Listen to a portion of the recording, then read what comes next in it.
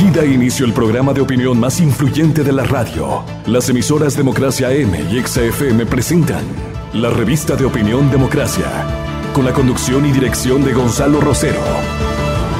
No puede haber diálogo sin libertad de expresión. No puede haber diálogo sin libertad de expresión. Ella es el alma de un pueblo. Sin amilanarse.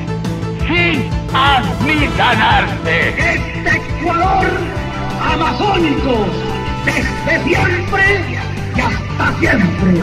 ¡Viva la patria! Combatiremos la corrupción. La de ahora y la de ayer. Y la que podría venir. La de adentro y la de afuera. La revista de opinión Democracia. Los temas realmente relevantes, analizados con la visión crítica del periodismo libre. Da inicio la revista de opinión Democracia, el programa en el que usted cree. Comenzamos. Gonzalo Rosero, credibilidad incuestionable.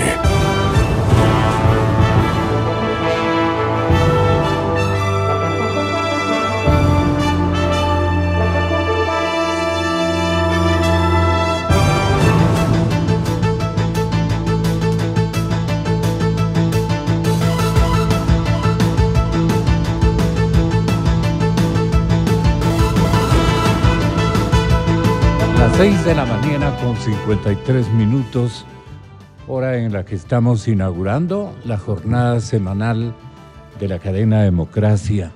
Muchas gracias por la amable atención y la gentil sintonía. Decíamos la semana, o decían los cuatro pelagatos, en este caso uno de sus columnistas, Diego Ordóñez, decía: el atentado contra la dolarización está en el monumental gasto del gobierno, despilfarro en mucho, corrupción en mucho. Si no se reduce el inmenso tamaño de la burocracia, se reduce el gasto y se transfiere a costo y riesgo del sector privado. La inversión que se requiere en obras públicas no va a eliminarse el origen del temor que se siente en inversionistas, productores y también consumidores. Tosudamente se insiste en medidas de protección a la industria y de encarecimiento de las importaciones para restringir la salida de divisas, como si esa fuera la causa del riesgo de desdolarizar. Tosudamente, porque la evidencia de las cifras muestra que el encarecimiento del producto importado provoca que todos los precios se muevan hacia arriba y no se estimula la producción. Se ataca la actividad comercial que genera empleo, se crea un escenario para que el fabricante local mejore sus márgenes sin ningún esfuerzo adicional en mejorar calidad o hacer eficiente su estructura de costos.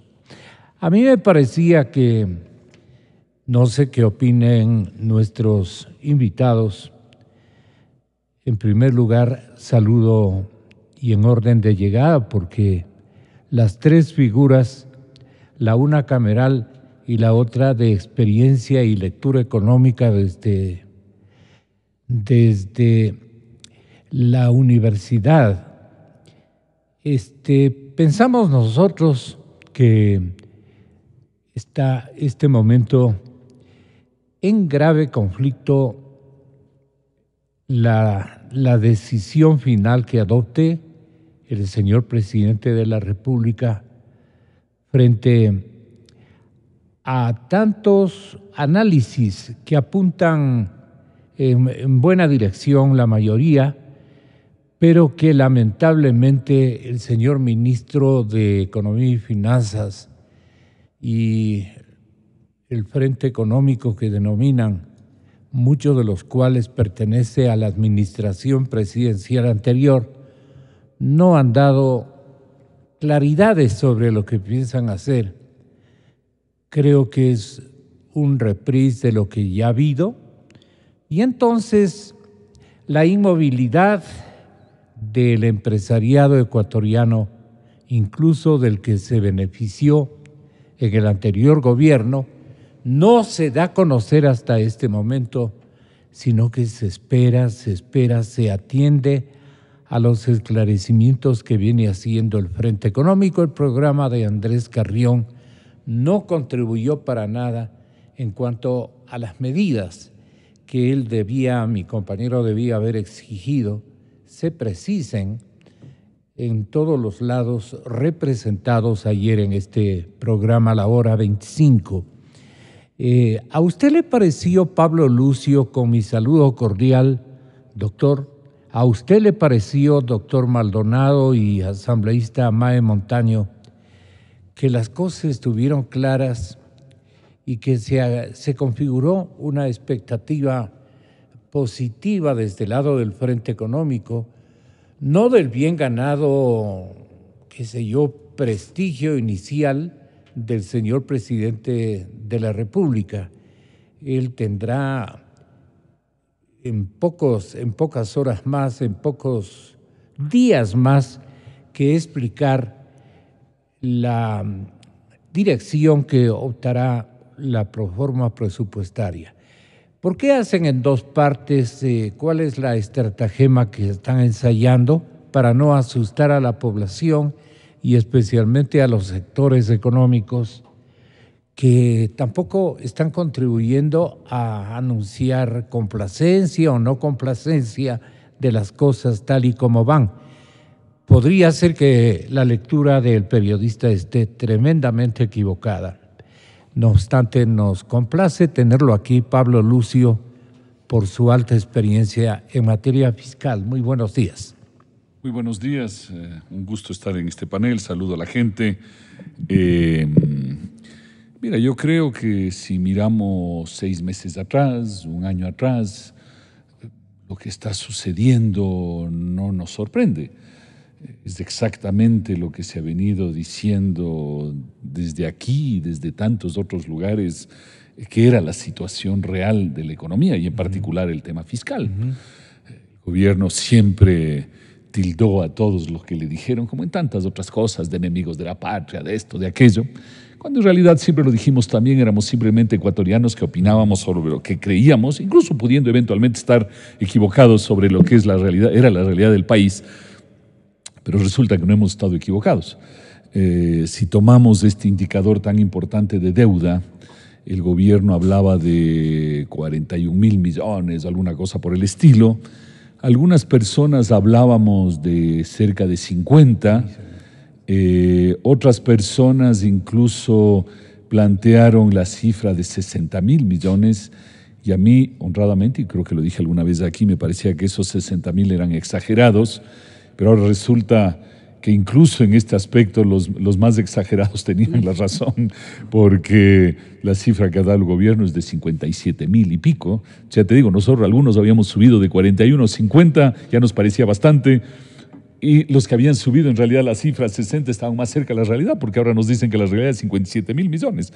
Pero la deuda es reflejo de una cantidad de cosas, del déficit, del mal manejo, del despilfarro, de tanta cosa, ¿no es cierto?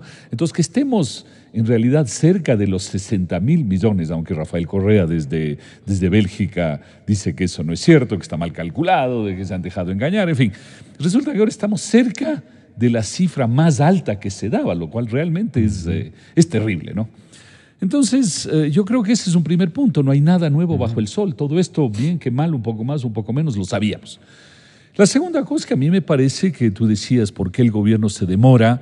Yo no sé, obviamente, yo no tengo ningún conocimiento particular sobre el gobierno, pero a mí me parece que el gobierno debe estar en negociaciones internas diversas, no solo internas, sino en negociaciones diversas. Primero debe estar en negociaciones consigo mismo, porque dentro del gobierno debe haber tendencias. De hecho, hay, ¿no es cierto? Hay gente más cercana a Lenin, gente todavía cercana a Correa, que nos decía, pues esa gente nos decía, estaba muy cerca de Correa en el gobierno anterior, nos decía que las cosas eran maravillosas y ahora tienen ellos mismos que reconocer que no lo son. En fin, yo creo que hay una negociación interna en el gobierno. Luego creo que hay una negociación del gobierno con Alianza País, ¿no es cierto? Porque tampoco el gobierno puede hacer lo que se le ocurra, para eso tiene un apoyo parlamentario, o lo puede tener o puede perderlo. Entonces creo que Lenin está tratando de captar esa gente.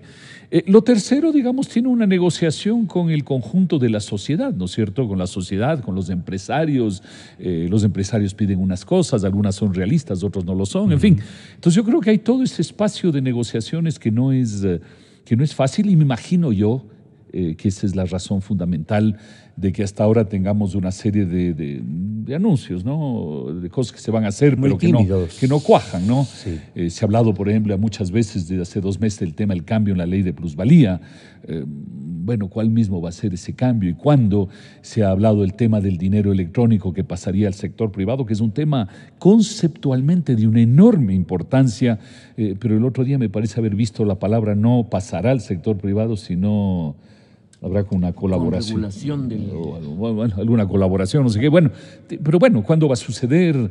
Se habla del ISD, se ha hablado del anticipo del impuesto a la renta, cómo se lo va a manejar. Se ha hablado de temas laborales.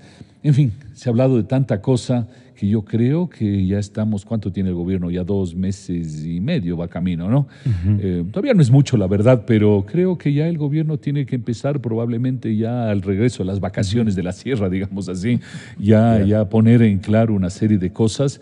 Y eso va en 2 direcciones, simplemente para cerrar el tema, va en 2 direcciones. La una, tiene que haber una reducción drástica del déficit, porque si no reduces el déficit, sigues acumulando deuda. Y la segunda es que tienes que hacer algo con la deuda en sí misma. No solo seguir contratando deuda, que de hecho se va a seguir haciendo. No podemos pasar de los montos que había de repente a cero. Eso no tiene sentido. Pero se tiene que mejorar las condiciones y también renegociar algo de las deudas anteriores porque lo sabemos y también se lo ha dicho desde hace tantos años, eran deudas en muy malas condiciones. Entonces hay que tratar de conseguir mejores condiciones. Entonces hay temas de déficit, hay muchísimas cosas que podemos hablar alrededor de eso, y luego hay el tema de la deuda como tal. Entonces es un frente complicado, ¿no? Yo creo que el tema, sabíamos que el gobierno no dejaba la mesa servida, bueno, ahora se ha ratificado, ¿no? Entonces, ahora el hecho que lo sabíamos no es bueno para el país, ni bueno ni malo, es simplemente abrirse a los ojos a una realidad que sabíamos que estaba ahí, ¿no? El problema, Ma, es que, mi saludo cordial para usted, señora asambleísta, y bienvenida. El problema, Ma, es que el gobierno aguarda, espera algún otro género de pistas desde el Parlamento para ver si tiene o no apoyo, especialmente en lo que tiene que ver con anuncios fornidos, llamémosle así, anuncios contundentes, que le pueda permitir a la empresa privada también fusionarse en el empeño de activar la economía. Lo que no hay señales es de una decisión de activar la economía. El tema es que todo el mundo está esperando. ¿Qué es lo que en el Congreso, por ejemplo, en la Asamblea Nacional, usted mide con expectativa y también con asomo de susto de lo que puede pasar? Sobre todo de susto. De susto. Ay, muy buenos días, estimado Gonzalo. Un gusto estar aquí. Muchas gracias por la invitación. Encantada de poder compartir este espacio con Pablo Lucio. A los tiempos, me acuerdo, mis épocas de la Asamblea Constituyente. Desde ahí venimos levantando el mismo discurso. No he tenido otra vez el gusto de compartir con el doctor Maldonado. Encantada de estar aquí. Encantada de estar aquí. Yo quiero iniciar repitiendo algunas de las frases que el presidente dijo en su cadena, para ver si estas frases llegan a la mayoría oficialista. Porque yo creo que la oposición, al igual que lo que dijo ahora Pablo Lucio, hemos estado en la línea, o sea, no estamos diciendo nada nuevo. Pero el presidente nos habló de una crisis económica. O sea, está claramente marcado el escenario. Además ha dicho, es un grave escenario. Crisis económica, es un grave escenario lo que estamos viviendo en una situación extremadamente difícil, compleja, donde se tomaron decisiones no debidamente mesuradas. Yo creo que el señor dijo cosas realmente interesantes, que fueron más allá de las cifras. Decisiones no debidamente mesuradas. ¿Quiénes tomaron esas decisiones no debidamente mesuradas? Le tienen que rendir cuentas al pueblo ecuatoriano. Y dijo, se puso al límite la sostenibilidad de la economía. Bueno, si con esas frases la mayoría oficialista sigue repitiendo que no hay crisis, que la economía está bien, como el presidente también lo dijo en su posición, que la economía estaba bien, dijo. Entonces, qué bueno que él ya haya aceptado. Yo creo que ese es un buen primer paso. El otro siguiente paso Pero usted, es... perdone, mae, quisiera conocer lo que dice Rafael Correa de última hora. ¿Cómo se juega con el país? Dice el hombre en un tuit que le envía directamente al señor presidente de la República. Si en 2006 se hubieran contabilizado como ahora todos los pasivos, las deudas, hubiera llegado por lo menos al 65% del Producto Interno, pese a no haber sufrido desplome de exportaciones, ni terremoto, ni inviernos, ni multimillonarios pagos por litigios. Todo es pura politiquería. Y que nos quieren clavar un paquetazo para cumplir ofertas de campaña y el reparto que están haciendo del país.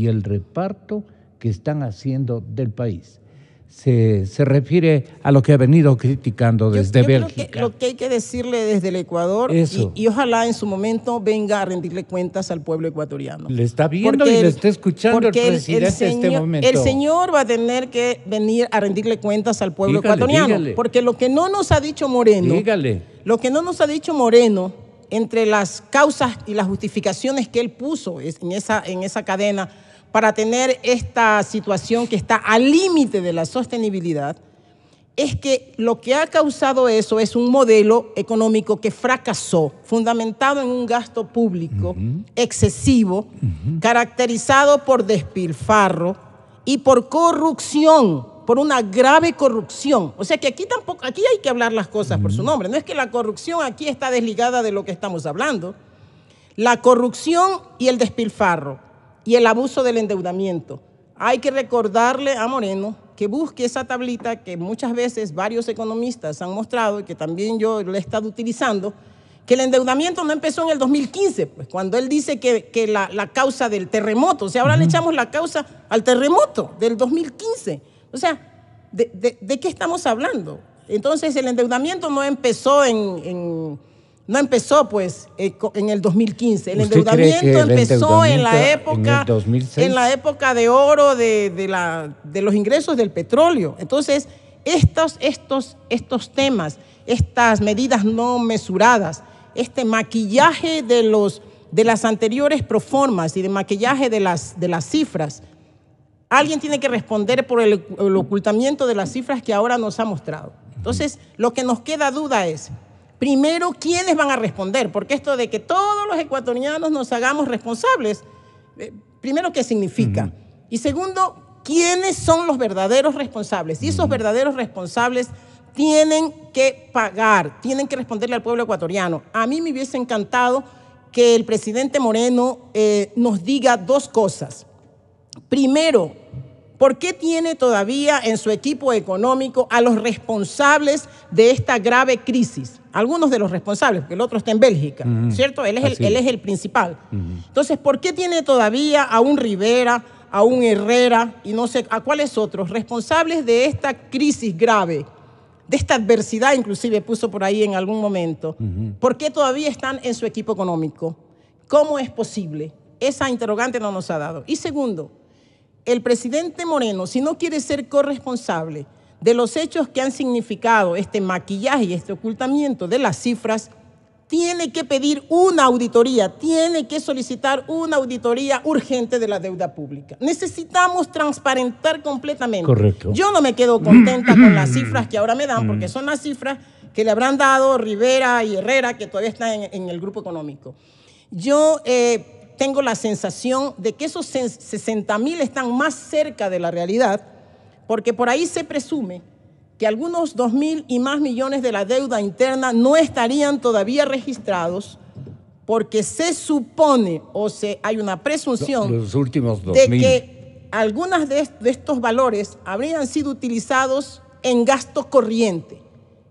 presidente Moreno, necesitamos una auditoría urgente. Ojalá esa auditoría sea una auditoría internacional, urgente. Y necesitamos acudir a la Contraloría. ¿Dónde están los exámenes y las auditorías realizadas a las liquidaciones presupuestarias? O sea, es que no existe la Contraloría en este país. Nosotros mañana, en esta es que no hay un titular, el titular sigue en Miami. Pero al que está, pues no sé, el titular sigue en Miami, el que está en Miami es otro, ¿o no? El titular es el señor Contralor de siempre. No, pues él ya no, pues. Porque él ya fue enjuiciado políticamente, pues también, Gonzalito. ¿Usted no se acuerda? El máximo galardón de la fiscalización de la Asamblea. Aquí los juristas que vienen dicen que él sigue siendo el titular de la Contraloría porque no se han cumplido los pasos constitucionales. Y que él sigue siendo el Contralor. Imagínese. Yo mañana quiero, no sé, por Dios. A usted le toca mañana vamos a estar en el Parlamento. Mañana vamos a estar en la Contraloría, porque en el Parlamento no sé si hay mucho por hacer. Mañana estaremos en la Contraloría presentando una solicitud de examen especial a la deuda pública del Ecuador. Necesitamos tener auditorías, necesitamos saber cómo han sido utilizados esos recursos que entraron por deuda pública interna y externa. Porque si se les ocurrió utilizar endeudamiento para cubrir gasto corriente, se supone que eso significa peculado, y por peculado tendrán que responder ante la justicia. Yo creo que ya la impunidad tiene que dejar de brillar en este país. Pero volvamos a la proforma presupuestaria, a la que nos ha entregado el 2000, solamente para ver para el 2017. Yo le pregunto al presidente Moreno, ¿usted quiere resolver esta grave crisis y esta enfermedad utilizando la misma receta y el mismo modelo? Pues la proforma que nos están presentando para el 2017 está fundamentada en gasto público, en endeudamiento. No hay nada de austeridad. Es una proforma que crece en relación al codificado del 2016, que crece, estamos en crisis. ¿Cómo tus gastos van a crecer? O sea, hay un crecimiento de los gastos.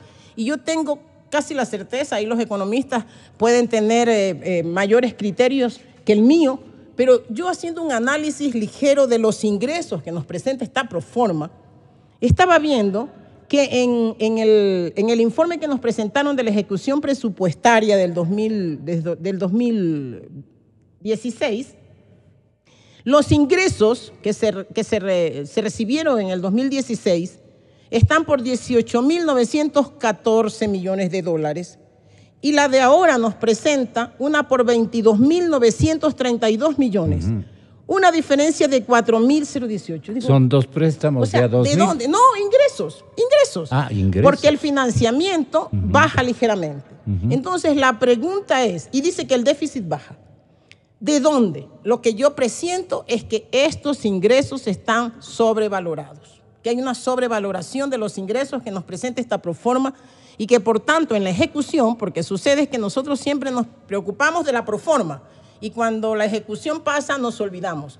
Yo creo que este déficit posiblemente creará. No tenemos los elementos suficientes porque no nos han dicho cómo es que van a crecer estos ingresos, no nos han dicho cómo es que van a rebajar este déficit.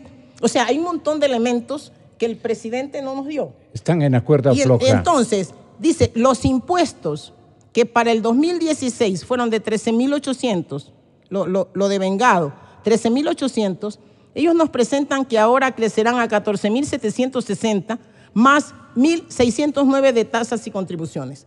O sea, hay un montón de datos transferencias sueltos del sector público, donaciones de capital, no confirmados, que son valores que no coinciden con la realidad. Y que nosotros necesitamos saber cómo es que van a crecer estas cifras en unos ingresos que no sabemos cómo tienen una diferencia de 4.000. Tengo la impresión de que es la misma preocupación del doctor Gonzalo Maldonado. Doctor Maldonado, ¿por qué no dejó solucionando el problema de los pasivos el régimen anterior? Porque era políticamente costoso, pues, Gonzalo. Significaba, para empezar...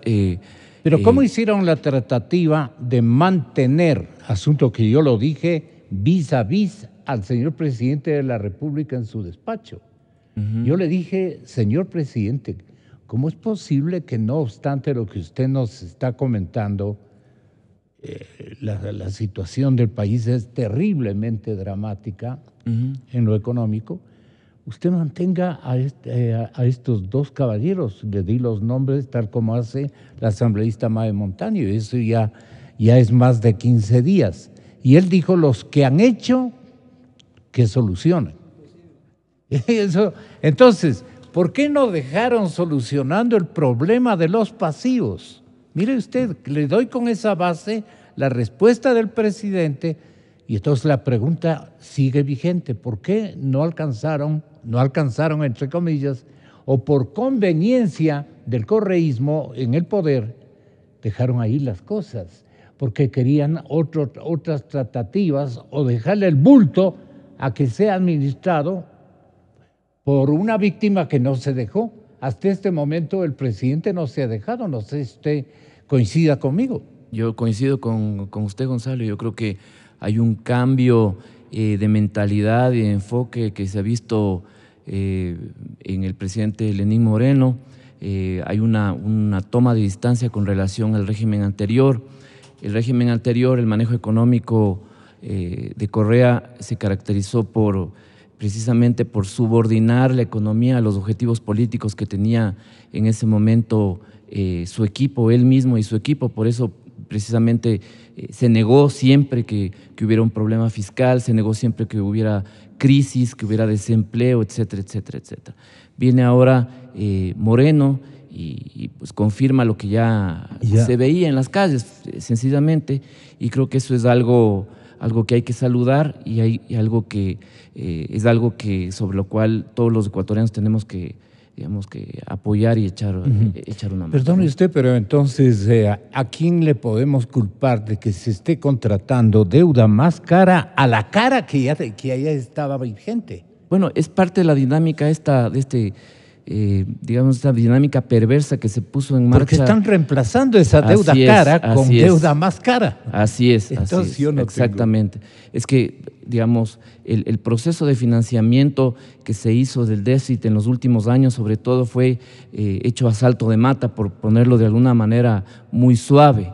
Entonces se contrató deuda, digamos, a tasas muy, muy altas, y sobre todo con un perfil muy corto de vencimientos. Ahora mismo el país está pagando, hasta el 2016 estuvo pagando el 12% del PIB por concepto de amortización e interés. Es una cifra absolutamente gigantesca de dinero, y esto, si es que no se compone, si no se pone un coto a esto, simplemente va a haber un momento en que explote y no podamos servir la deuda y pagar los gastos. El problema del presupuesto, Gonzalo, las finanzas, ¿qué es lo que puede ocurrir o está ocurriendo con el sector privado, por ejemplo? El sector privado ha sido el que ha tenido que asumir el costo de esta crisis. El costo del ajuste se le transfirió básicamente al sector privado mediante impuestos, mediante aranceles,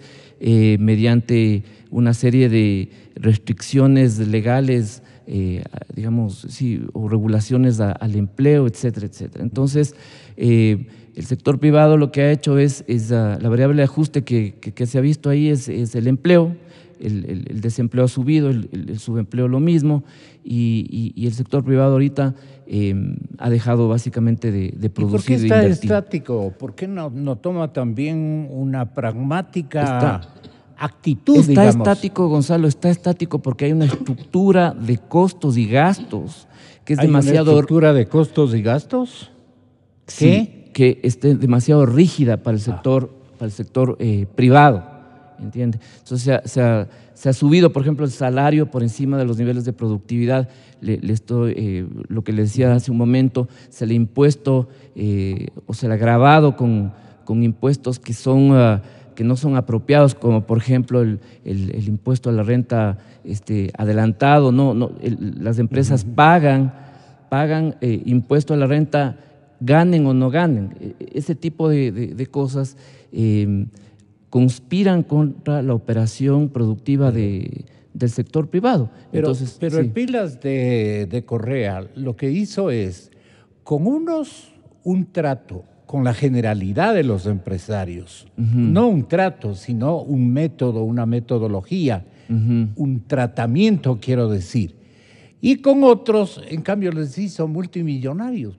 Eran ricos, pero les hizo multimillonarios. Bueno, esos están calladitos. Ese es el problema. Entonces hay dos tipos de empresarios que usted tiene que ese es el problema, Gonzalo. reconocer. Es el problema, Gonzalo, de este tipo de manejo populista, de un manejo económico populista que privilegia este corporativismo, este tipo de alianzas con sectores o empresas muy específicas a cambio de una serie de prebendas, en vez de regular o desregular y gobernar para toda la economía y darles a todos los agentes económicos básicamente las mismas oportunidades y las mismas reglas de juego.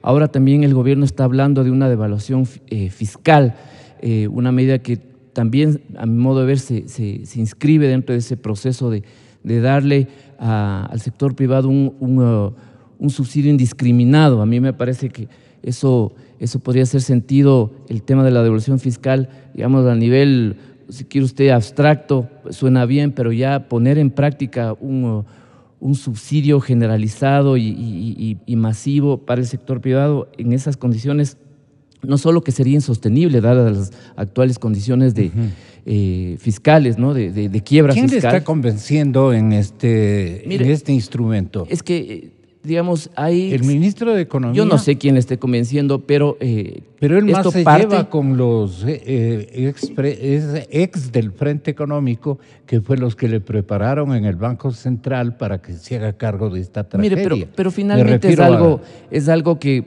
yo le quiero ver como, digamos, una muestra positiva de que existe en el equipo económico actual la conciencia de que el problema fundamental del sector privado es la pérdida de competitividad. Entonces le quiere devolver, se está pensando en mecanismos para devolverle competitividad al sector privado. Este mecanismo no es, pero yo quiero pensar que es un buen síntoma de que por lo menos el sector, el equipo económico actual ya está pensando o ya identificó que ese es un problema serio en el país. Creo que en general el diagnóstico que se ha hecho de la situación económica por parte del equipo de Moreno es correcto.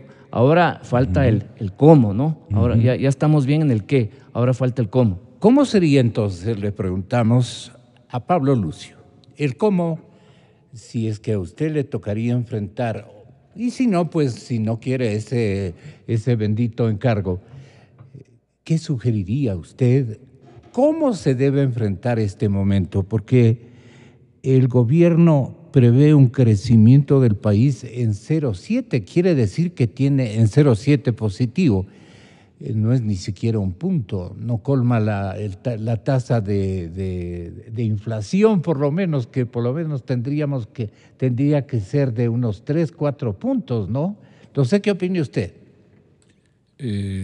Bueno, empezando por esta última cifra que tú señalas de 0,7, bueno, eso también es parte de las cosas que en su Twitter le han molestado mucho a Rafael Correa, porque él dice que ellos habían dejado y señalado que había una economía que iba a crecer al menos 1,5 y ahora se está hablando de la mitad.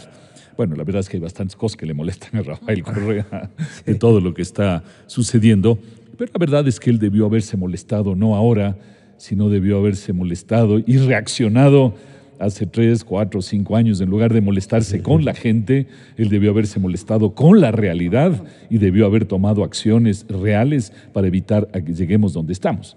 Imae decía algo que es muy importante y que muchos ecuatorianos lo han dicho en las redes. Cuando el presidente dice todos tenemos que arrimar el hombro para salir adelante, la gente dice, y con razón, y es lo que decía Mae, y la visita que van a hacer a la Contraloría y todo esto me parece muy, muy sano y necesario.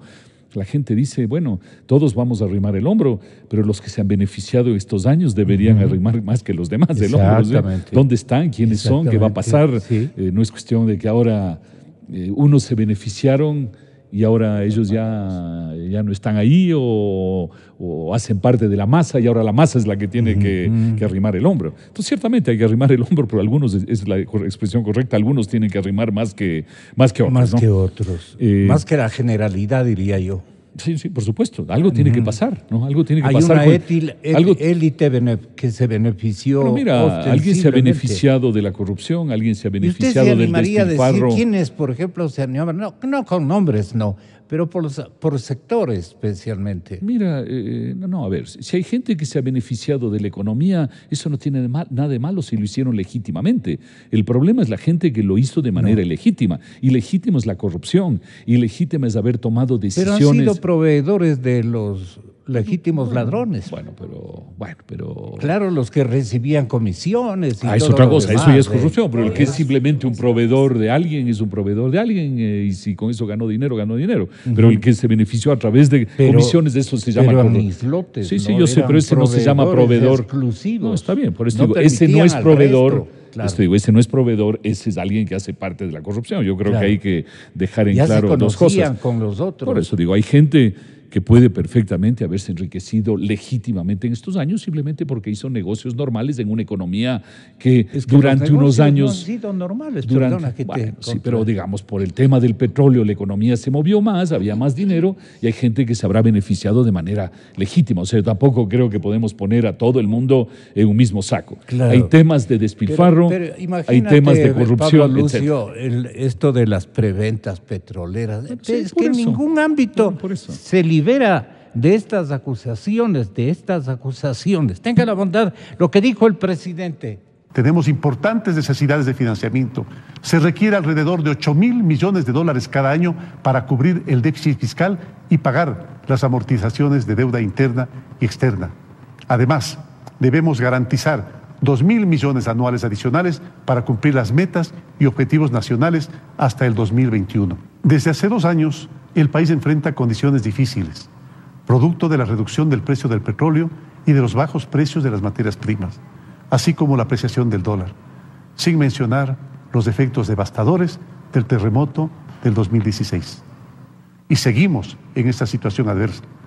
En mayo de este año, la deuda pública histórica del país, que incluye los gobiernos locales, alcanzó un monto agregado de 41.893 millones de dólares. Existen otros pasivos del Estado, como operaciones de corto plazo, pasivos de empresas petroleras, ventas anticipadas de hidrocarburos, que entre otras suman un monto aproximado de 8.000 millones de dólares adicionales. Además, registramos contingentes que hoy no son deuda, pero que podrían transformarse en obligaciones de pago, que suman 4.367 millones de dólares. También incluye la solicitud de Contraloría General del Estado sobre el registro de obligaciones con el IES por 2.528 millones de dólares. A esto debemos añadir las obligaciones por pagar en incentivos a la jubilación que ascienden a alrededor de 1.000 millones de dólares. ¿Y cuáles son las acciones que usted va a tomar, según nos decía presidente Moreno? Primero, dinamizar el sector de la construcción con un proyecto de fomento y facilitación y la revisión de la llamada Ley de la Plusvalía, sin renunciar a la lucha contra la especulación del suelo. Segundo, incentivar la inversión y el ingreso de divisas con un proyecto de ley que permita la repatriación de capitales de quienes los tienen en el exterior. Tercero, impulsar el uso de medios de pago digitales, lo que conocen ustedes como dinero electrónico, en coordinación con el sistema financiero nacional. Cuarto, desde el primer día de gobierno hemos establecido medidas de austeridad del gasto público y optimización del uso de los recursos del Estado, principalmente en contrataciones de personal, consultorías, publicidad, vehículos, viajes, entre otros. Quinto, priorizaremos la inversión pública hacia lo estrictamente necesario para el cumplimiento de las metas y objetivos nacionales de desarrollo.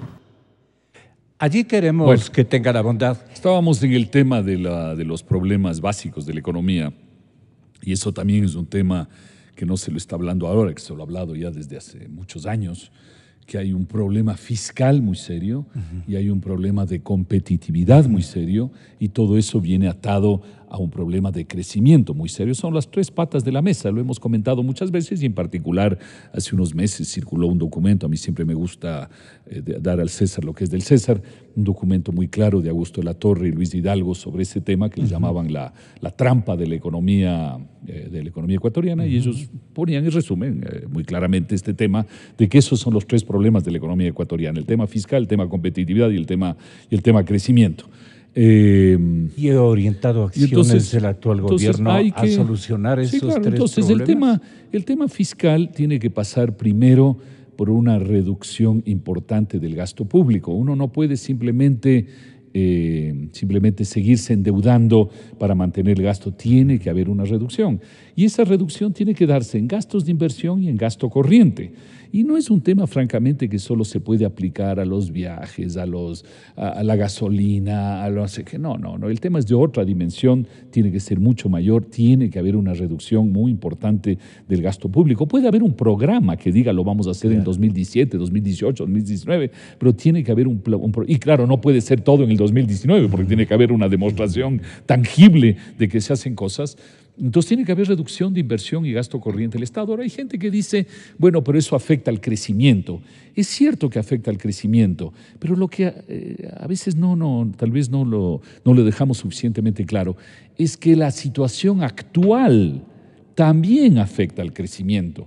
Cuando tú tienes un Estado tremendamente endeudado que genera enorme incertidumbre, que genera una presión sobre la economía, que además es altamente improductivo porque muchas cosas de lo que hace el Estado son altamente improductivas, es decir, no son útiles para la sociedad, todo eso genera más desempleo, menos crecimiento. Entonces, no es que porque lo actual... frena el emprendimiento. Exactamente. Entonces, no es que lo actual no genera problemas en el crecimiento, en el empleo, sí genera enormes problemas.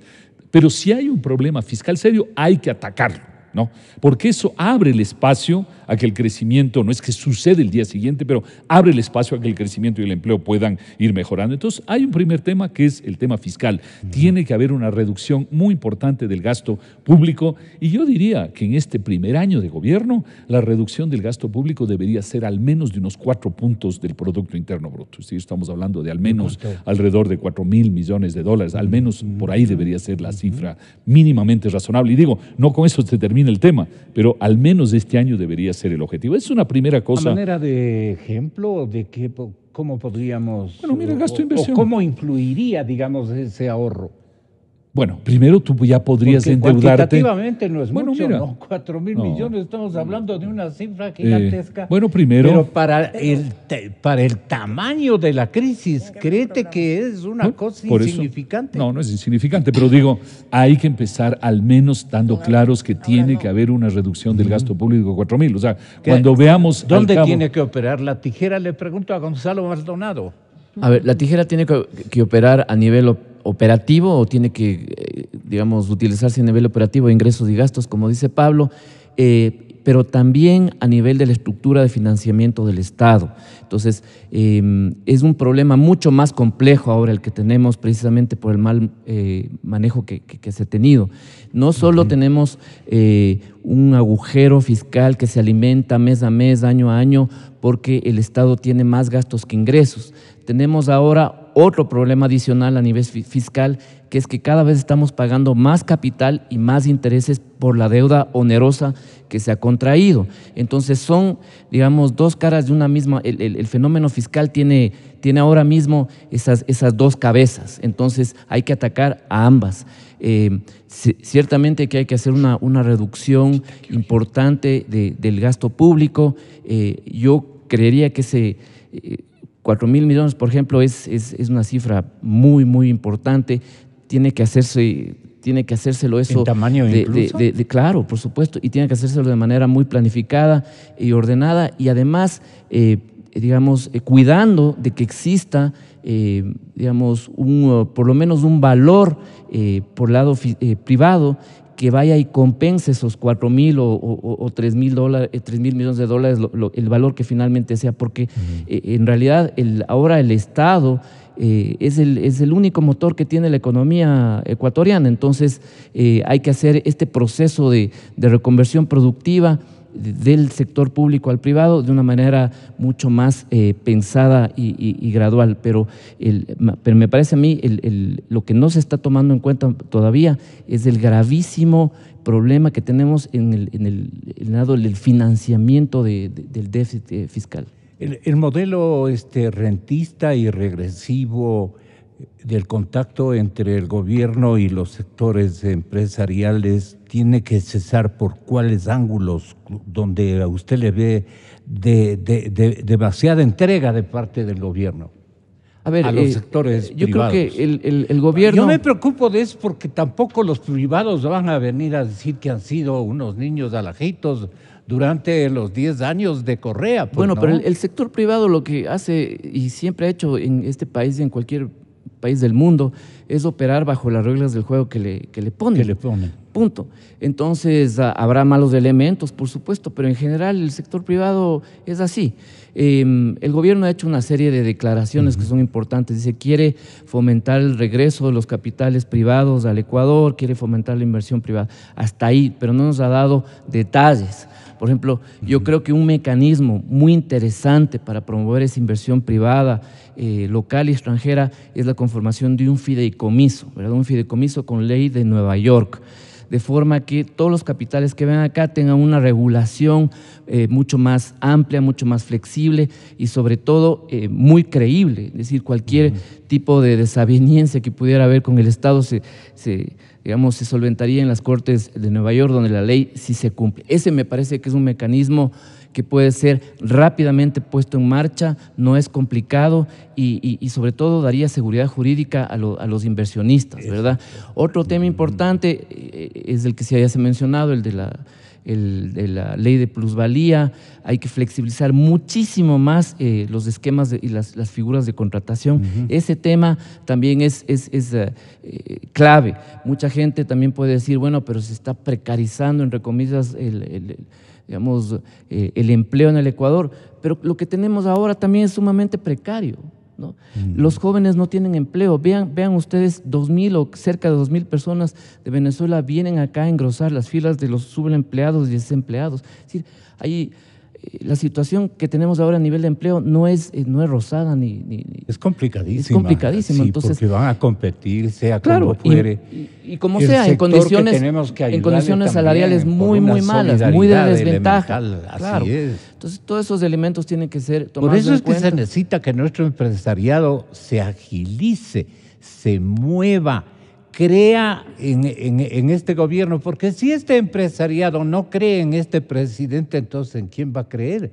Está en la mitad el actual presidente, no está ni atacando ni al uno ni al otro, está buscando una media que podría resultar pues la indispensable para esta coyuntura, salvo que Mae naturalmente tiene su manera de ver las cosas, que la respetamos ostensiblemente. ¿Usted no está de acuerdo con Moreno? No, yo soy de creo, pues. ¿Cómo me pide que esté de acuerdo con Moreno? Yo estoy tratando de ver cuáles son sus decisiones. Estoy viendo sus decisiones y tratando de ser lo más objetiva posible. En situaciones de crisis, yo lo que digo, que en situaciones de crisis, que no las digo yo, ¿no? Las ha dicho él. Y cuando estamos al límite de la quiebra, prácticamente eso es lo que nos dice, yo creo que decisiones salomónicas no hay. En este momento, Moreno, es verdad, porque debe tener también su dinámica interna, como dijo Pablo Lucio, ya lo explicó muy bien, dentro de su propia organización, su lucha con el innombrable y todos esos temas. En la misma mesa del gabinete, ¿no? Y entonces lo que ha hecho en esta proforma del 2017 es patear la crisis para el 2018. Por eso nos dice, esperen hasta septiembre, que ahí les voy a decir. Él tiene que tomar posiciones. El modelo sustentado en el gasto público no da más. Eso es súper claro, así que el señor va a tener que tomar al toro por los cuernos y tomar decisiones claras y precisas sobre el gasto público. El endeudamiento no da más, abuso no da más. Inclusive ya han pasado el límite establecido en la Ley Orgánica de Planificación y Finanzas Públicas, ya está. O sea, no da más. Y la corrupción, ya él dijo que va a ser una cirugía mayor, así que le queda. Mesa servida. Sí, yo quiero pensar en que se da la vuelta a Moreno porque en su cabeza debe haber también un mar de confusiones.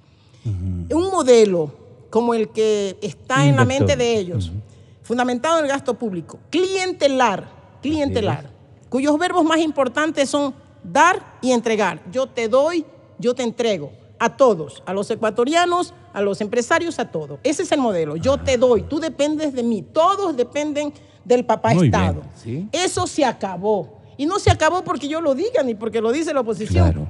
porque no hay ingresos. ¿Cuál es mi inquietud? Y esas inquietudes las tiene que dilucidar y aclarar el presidente cuando dé los comos. Claro. No nos ha dicho en cuánto va a rebajar el gasto público, pero sí nos ha dicho que él necesita 8.000 millones de dólares cada año para cubrir el déficit, para cubrir el servicio de la deuda, más 2.000 millones de gasto social, que supongo que es su programa Toda una Vida. La pregunta es, ¿de dónde sacarás 10.000 millones, que supongo que son 10.000 millones adicionales del gasto corriente, pues, ¿no? Porque es para el déficit, para el servicio de la deuda y para los programas sociales nuevos. Sí. La pregunta es, ¿de dónde sacarás 10.000 si las dos fuentes de ingreso que tiene el país, a ver, ¿cuáles son? Impuestos, que es lo más importante, impuestos, y el petróleo ya es marginal. Yo no sé si me equivoco, pero por más que están renegociando el costo de producción, están renegociando. Que bueno, ahí también alguien va a tener que responder. ¿Por qué no renegociaron antes? O sea, que estaban sobrevalorados esos costos de producción por barril, porque tiene que están renegociando. El ministro Cobrador que vino, él más bien se interesa, el señor Páez, y hace lo que está haciendo, que me parece bueno, ¿no? Renegociar los dos contratos más importantes. En este momento, por el lado del... Porque él vino a cobrar la deuda de su ex empresa. Pero por el lado del petróleo está haciéndolo bien desde el lado de comedirse en estos asuntos. Impuestos no va más. Indecisos. Y entonces, está contrapuesto ahí, Moreno, entre su esquema, su modelo y lo que necesita la economía del país. La economía del país necesita más producción. Vamos a ver qué plantean en este diálogo establecido con los empresarios, pero ya sabemos. Eliminar el anticipo al impuesto a la renta, porque además de inhumano es inexplicable.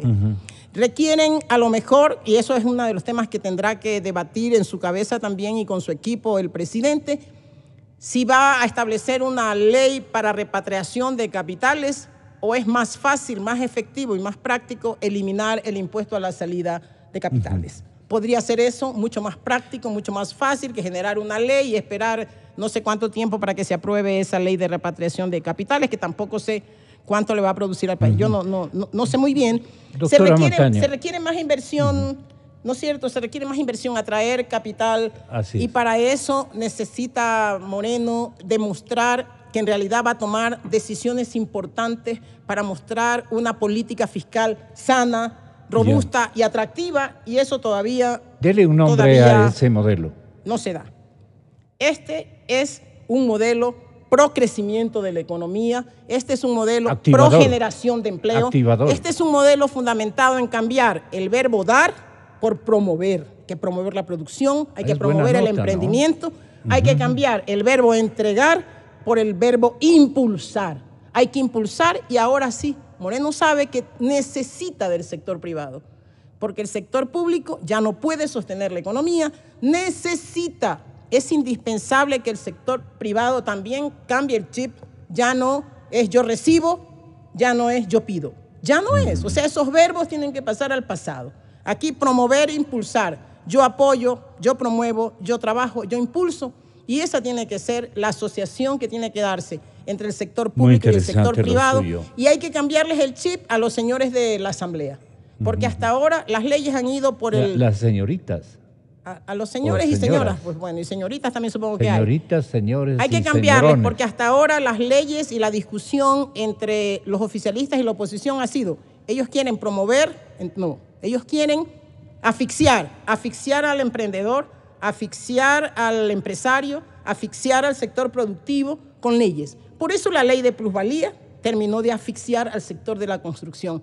Esa no es una ley que necesita maquillaje, presidente Moreno. Esa es una ley que tiene que ser derogada porque no tiene ninguna razón de existir.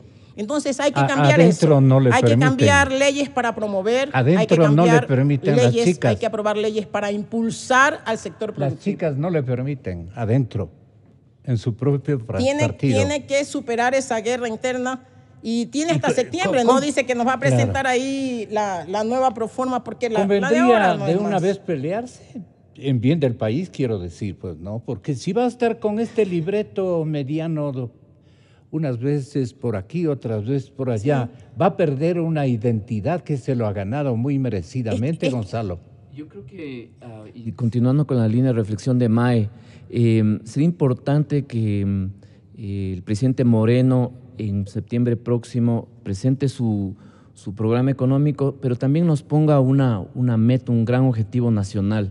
Él mencionó dos durante su cadena nacional el viernes pasado que me parecen muy importantes, y yo creo que alrededor de esos dos objetivos se podría armar un consenso, digamos, sólido entre todo el país. Básicamente lo que dice él, o dijo él, fue: eliminemos la pobreza extrema en el Ecuador y reduzcamos las brechas de desigualdad.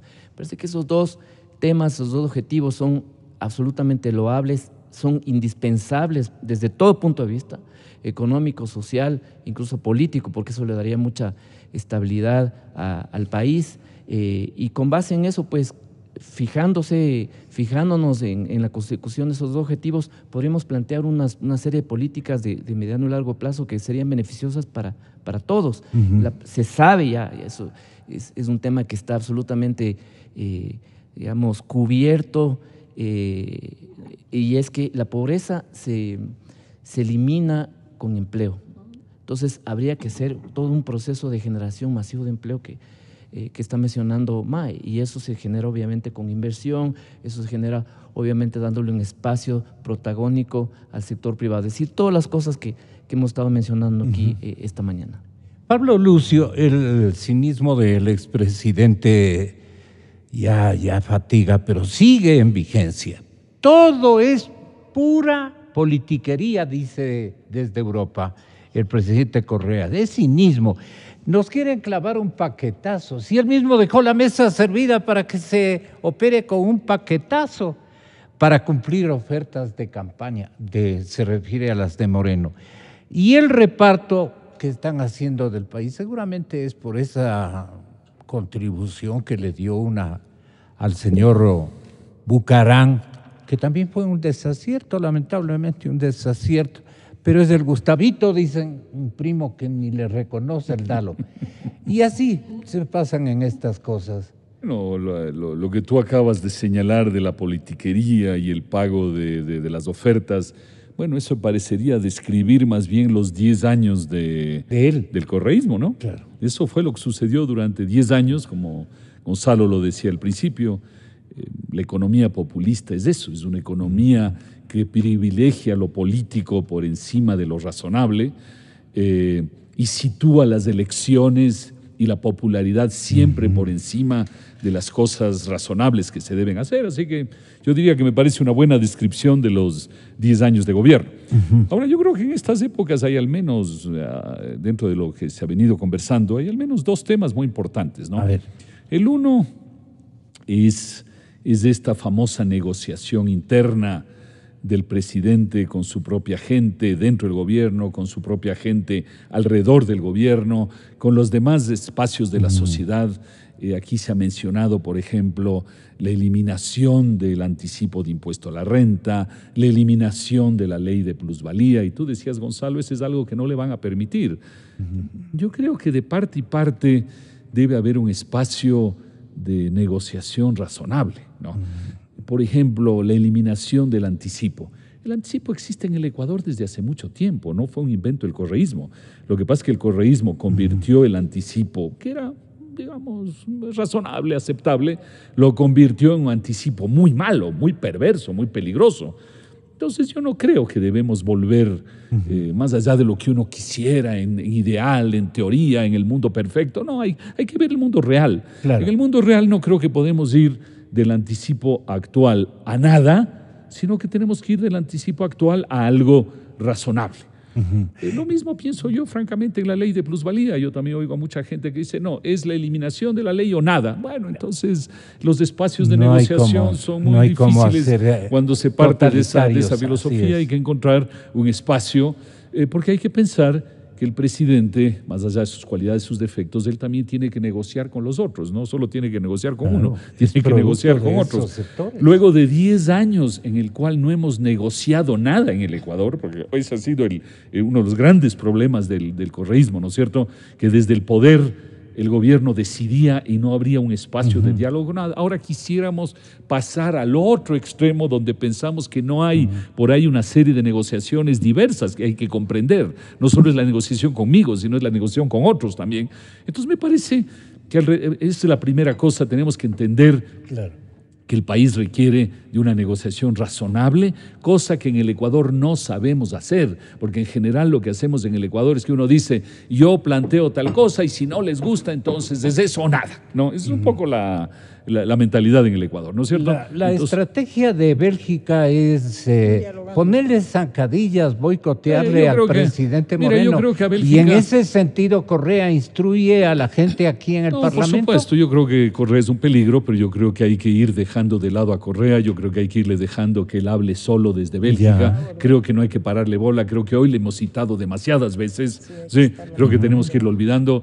Hoy la negociación es entre los ecuatorianos que estamos aquí, no los ecuatorianos que están en Bélgica. Yo creo que el diálogo es aquí y tenemos que encontrar espacios de diálogo. Eso me parece una cosa muy importante. La segunda cosa que es muy importante es encontrar, y lo decía Gonzalo, encontrar el timing adecuado para hacer las cosas. Pero no podemos pensar nuevamente en el mundo ideal, donde uno dice, yo voy haciendo ciertas cosas en el sector público a medida que van surgiendo ciertas cosas en el sector privado. El mundo no funciona así tan coordinado, que uno diga, yo hago una cosa por aquí y se mueve por allá. Entonces, entre lo que se llama el gradualismo y lo que se llama el shock, hay que encontrar un ritmo, un buen ritmo, y no puede ser un ritmo, como yo decía antes, que decimos, sí, en el 2018, 2019 vamos a hacer ciertas cosas, porque nunca se hacen. Cuando tú empujas las cosas al futuro es justamente para no hacerlas, ¿no? Tiene que haber cosas concretas que se hagan desde ahora y fuertes. Yo no digo que haya que hacer todo lo que hay que hacer hoy. Sí creo que hay cosas que se tienen que hacer paulatinamente, pero una parte de esas cosas se las tiene que hacer hoy. Mira, si no es como en la vida de la gente, ¿no es cierto? Que uno dice, mira, sí vamos a hacer algo juntos, pero aguántate, lo hacemos del año próximo, pero sí lo vamos a hacer. Bueno, entonces no lo vamos a hacer. O cuando uno se encuentra al amigo, veámonos, yo te llamo, nos llamamos, sí, ya nos hablamos, nos llamamos, no pasa nada, entonces sabemos que va a pasar eso, ¿no es cierto? Entonces aquí es lo mismo, si uno dice, sí lo vamos a hacer, pero en el futuro no se lo hace. Entonces tiene que haber, como digo, entre el gradualismo y el shock, tiene que haber un buen ritmo, no le pongamos calificativos, digamos, tiene que haber un buen ritmo, pero tiene que haber cosas que se demuestren desde ahora, tanto en el plano público como en las acciones privadas. Esos son temas que ninguno es fácil de manejar, pero eso es lo que tenemos que ir caminando como país. El pensamiento colectivo también de Guayaquil, especialmente de los privilegiados en el conocimiento, también tiene que insertarse en este programa. Y Alberto Acosta Burneo es un cerebro en este asunto, y le vamos a decir qué es lo emergente en este momento que tiene que hacer el presidente Moreno. Alberto, buenos días, estamos con Pablo Lucio, con Gonzalo Maldonado. Perdone la dama. La dama primero, 1000 perdones al auditorio, 1000 perdones al asambleísta. Pero Mae Montaño estaba con nosotros. No sé si usted nos estaba siguiendo en Guayaquil. Adelante. Estimado Gonzalo, estimados todos contertulios, un gusto estar con ustedes. Quisiera empezar respondiendo, Gonzalo, a la inquietud de dar mi interpretación de lo que escuchamos del día viernes. Yo creo que Lenín Moreno fue muy claro en cuál va a ser la política económica que va a seguir. Él nos dijo muy claramente, hemos construido mucho en estos años, hemos ampliado los derechos, y todo eso lo tenemos que pagar. Eso por un lado. Y mencionó la palabra de corresponsabilidad, que es la otra palabra clave. Entonces tenemos que estar claros los ecuatorianos qué es lo que nos está planteando. Yo creo que Moreno ya ha dicho, ha puesto las cartas sobre la mesa. La política que va a aplicar Moreno en adelante va a ser la de sostener el Estado grande y que los ciudadanos seamos los que paguemos por ese Estado grande, por todos esos derechos que tanto nos gusta recibir, lo que hablaba Mae hace un momento. Nos encanta que nos regalen y entonces pedimos más y más derechos, que es muy bonito cuando recibimos, pero hay que estar muy claros que en economía no hay almuerzo gratis y que la plata sale de algún lado, siempre alguien los termina pagando. Entonces, para reducir el déficit, que es uno de los objetivos del gobierno, lo ha dicho que va a reducir, son alrededor de $1.000 millones por año de aquí al 2021 de reducción de déficit. Hay dos alternativas: se reduce gasto o se aumentan ingresos. Lenín Moreno nos deja claro que él quiere sostener el gasto, tanto así que para este año el presupuesto, la proforma de 2017, contempla un incremento de 2% en el presupuesto codificado. Es decir, no hay reducción de gasto, tampoco hay la intención de hacerla, y la intención de reducción del déficit viene por el lado de incrementar ingresos. ¿Qué significa incrementar lo malo ingresos? sería que los 2 puntos procedan o vengan de mantener una burocracia demasiadamente grande y ociosa. Lamentablemente la definición de Lenin es decir, esto de aquí son sus derechos, no que, y pregunta a la gente, ¿quiere que se reduzcan los derechos? Porque dice, hemos construido mucho, hemos otorgado derechos, y entonces ahora si reducimos gasto, le reducimos derechos al pueblo. Entonces lo que va a buscar es sostener ese gasto, como ya lo está planteando en esta proforma, y lo ratifica esta proforma, y nos dice las medidas las daremos en septiembre. Entonces, lo que estamos esperando para septiembre es que nos digan quién va a pagar. Y eso yo creo que también hay que estar muy claros en el diálogo, que ha generado muchas expectativas, y que el sector privado ha ingresado sin beneficio de inventario, pensando que se trata de una búsqueda de ciertas prebendas. A mí quíteme el anticipo de impuesto a la renta porque es injusto, y considero que es injusto, y tiene toda la razón que es injusto. A mí, por favor, la ley de plusvalía modifíquela, porque esa me está afectando en la construcción. Entonces, toda esa ha entrado con una motivación de ir a encontrar beneficios, pero hay que estar claros, el diálogo en este momento no es para encontrar beneficios, es para repartir la cuenta. Ese es el objetivo del diálogo, y se debe entrar a ese diálogo con la película completa. Yo creo que el gobierno tiene la apertura, y eso lo demuestra esta opción de diálogo que está planteando, que es sincera, tiene la apertura como para modificar el cálculo del anticipo del impuesto a la renta. Pero el gobierno también, a través del ministro de Finanzas, ha sido muy claro en decir, no estamos planteando en ningún momento reducción de impuestos. O sea, que si a ustedes les reduzco el anticipo de impuesto a la renta, otros van a tener que pagar ese valor y probablemente un incremental para seguir reduciendo el déficit, porque tiene el objetivo de reducir el déficit. Y la manera de reducirlo es, como lo dijo Moreno textualmente, tenemos que generar nuevas fuentes de ingresos. Así lo dijo textualmente Lenín Moreno. Es decir, yo creo que aquí no se necesita más interpretaciones, solamente hay que escuchar con atención lo que dijo Lenín Moreno, y tenemos muy clara la vía que va a transcurrir el gobierno. Buscar más ingresos para sostener el gasto, porque según el gobierno, ese gasto es garantía de derechos. Todo será si es que estabiliza digamos, el fisco, ¿no? Es que el objetivo del gobierno es de ir reduciendo esa brecha fiscal, ir reduciendo la brecha fiscal. Ese es un objetivo, pero la manera para lograrlo es buscando nuevas fuentes de ingresos, no reduciendo el gasto, sino buscando nuevas fuentes de ingresos. Y eso implica también que vamos a seguir una etapa de acelerado endeudamiento, porque para este año inclusive se ha planteado una necesidad de financiamiento de $12.000 billones. Es decir, va a continuar con el agresivo endeudamiento, pero los ciudadanos tenemos que estar claros. Y yo vuelvo a repetir, no hay almuerzo gratis, los ciudadanos vamos a pagar todo ese endeudamiento vía futuros impuestos.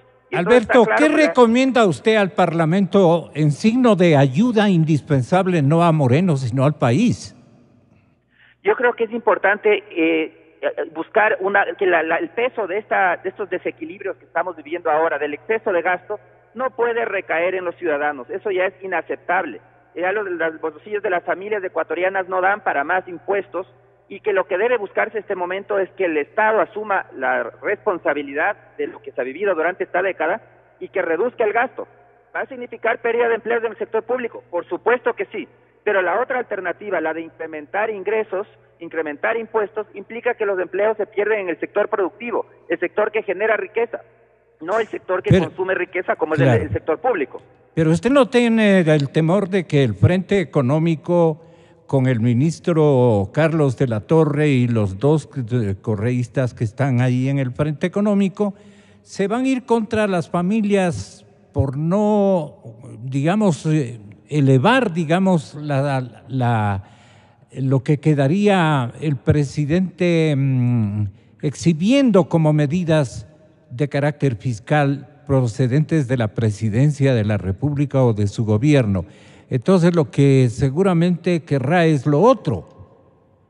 No, y aquí yo creo que el paquetazo que vamos a ver va a venir disfrazado en una supuesta equidad.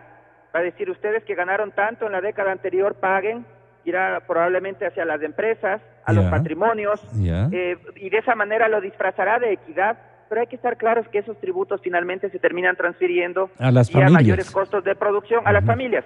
O el otro tema que no tenemos claro en el Ecuador y que vale la pena ratificar es que el crecimiento y el incremento de los salarios se da vía acumulación de capital.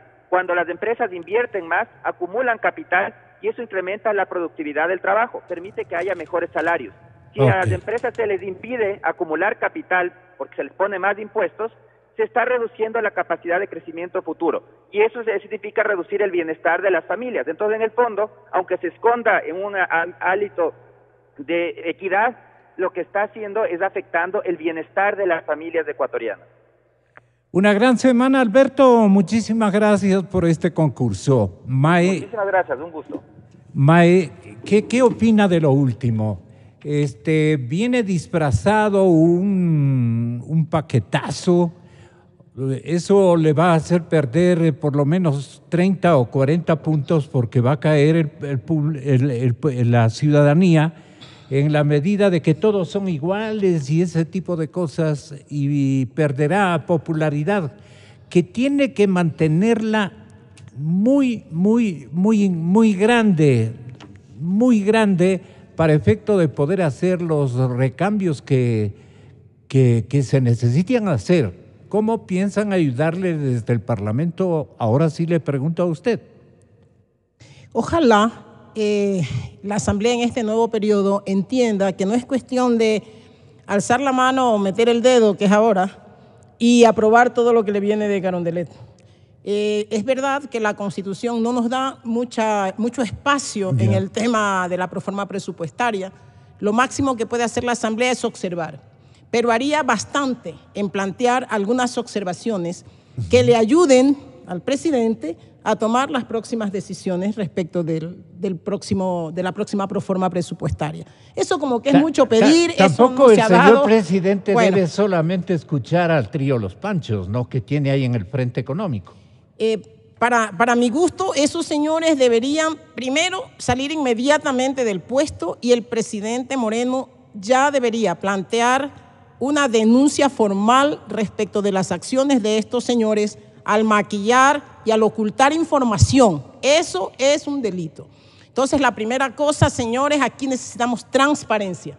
No podemos arreglar ninguna situación cuando tenemos temas oscuros y cuando le dejamos a los mismos culpables y responsables de las distorsiones y de las desviaciones a que ellos planteen. Primero, porque se rompe la confianza.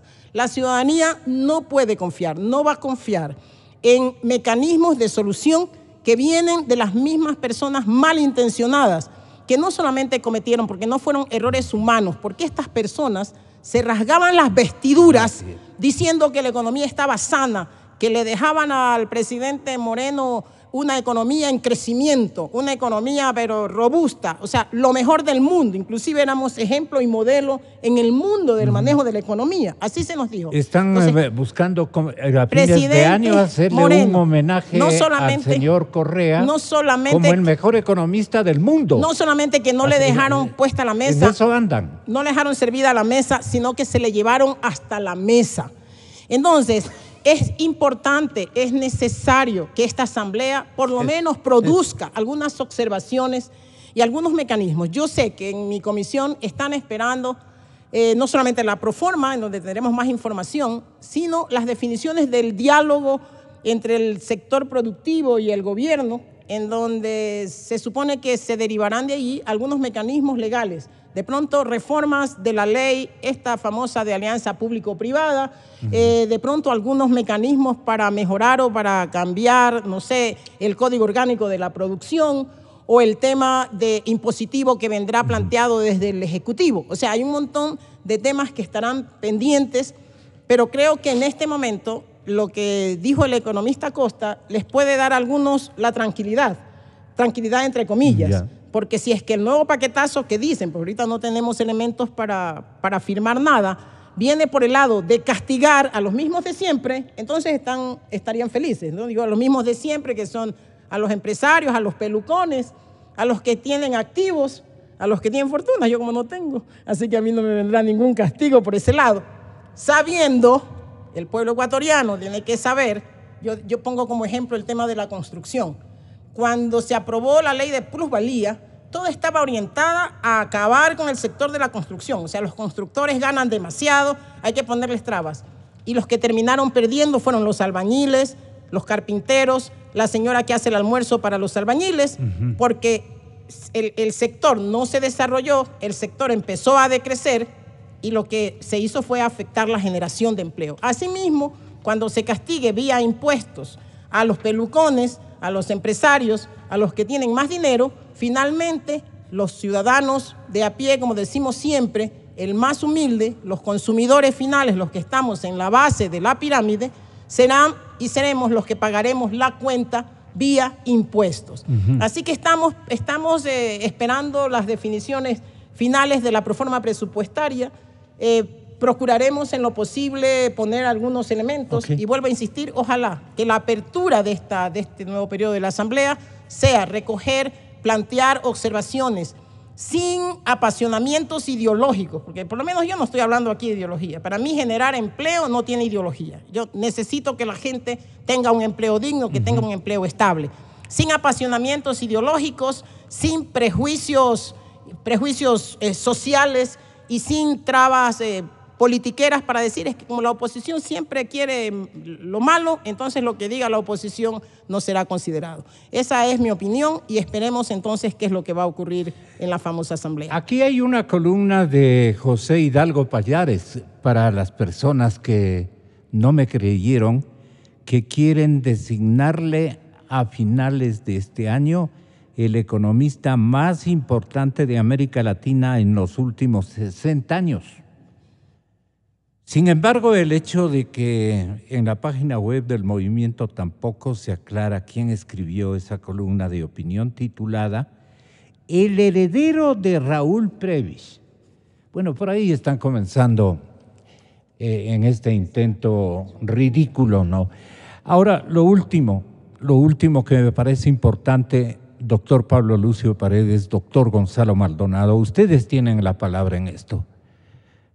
La gente lo que dice es, enjuicien a los que se robaron el dinero. ¿Por qué no hablamos de eso? ¿Por qué no hablamos de eso? ¿Quiénes se robaron tanto dinero? ¿Por qué las cuantías de deuda externa? ¿Por qué las cuantías de gasto dispendioso? ¿Por qué las cuantías de lo que tenemos que reunir nada más ni nada menos que 8,000 millones de dólares cada año para pagar la deuda? 8,000 millones de dólares, ¿de dónde Pecatamundi, esta administración morenista, va a poder pagar semejante monto de dinero? ¿Dónde está la plata? ¿Dónde está la plata? Porque el señor presidente, el expresidente Correa, lo que reclama, dice, es mi coideario o mi sucesor solamente pondera lo que se queda debiendo y no el activo fundamental, que es lo que se ha construido. Respecto a lo que quiere la gente, que paguen los que se han cogido la plata, ¿habría de alguna manera una metodología de cobro de parte de la gente y de parte de los propios empresarios honorables, doctor Pablo Lucio Paredes? Bueno, para terminar por la hora, y porque también están esperando ya los otros panelistas, mira, yo creo que esa es una responsabilidad de la sociedad ecuatoriana. La sociedad ecuatoriana lo quiere, lo busca, anhela que eso suceda, pero ese esfuerzo, digamos así, de los ciudadanos, que no pueden irlo a hacer cada uno por su lado, tiene que procesarse a través de las instancias que existen para eso.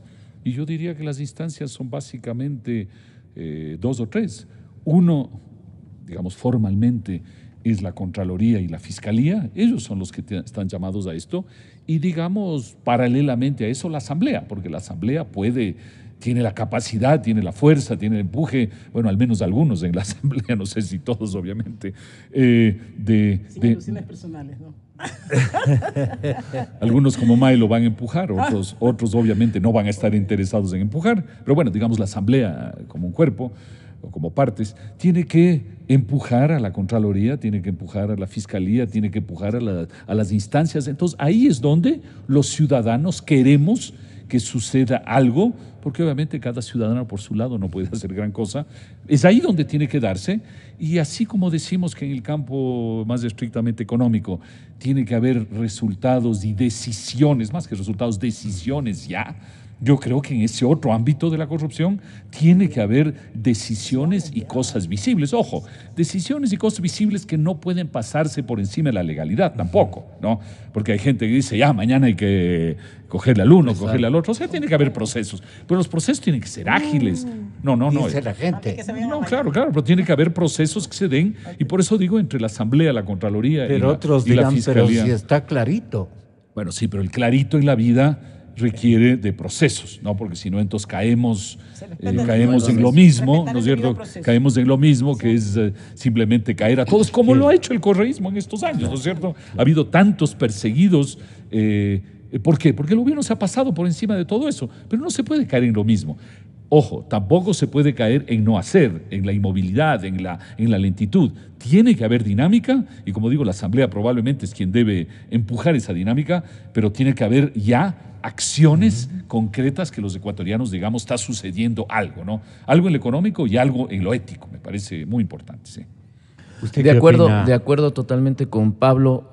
Yo añadiría que además de la Contraloría, de la Fiscalía, de la Asamblea, se puede añadir un nuevo agente en este proceso de criba de la corrupción, que son los organismos de Naciones Unidas. Guatemala puso en marcha un caso muy exitoso de investigación, siguiendo los debidos procesos, con fiscales, con investigadores altamente calificados que fueron poniendo frente a las Cortes pruebas irrefutables de la corrupción que existió en ese país. Hay que hacer lo mismo. Y eso hay que hacer, eso se puede hacer, y como digo, ya existe ya una experiencia muy cercana que podemos simplemente replicar acá en el Ecuador. Muchísimas gracias. El tema de Venezuela con Francisco Carrión, Mauricio Gándara y Jorge Ortiz por línea telefónica. Está afectado, no con una gripe, acaba de recibir una intervención, pero de gana le hago popular esta cosa que es pasajera de parte de Jorge, ¿no? Porque estamos buscando la verdad. Yo creo en la radio, creo en la verdad, creo en Nexa FM. Inicio de espacio promocional y publicitario. ¿Sabías que puedes estar acostumbrado a una mala calidad de visión y estar con un proceso degenerativo del lente natural interno del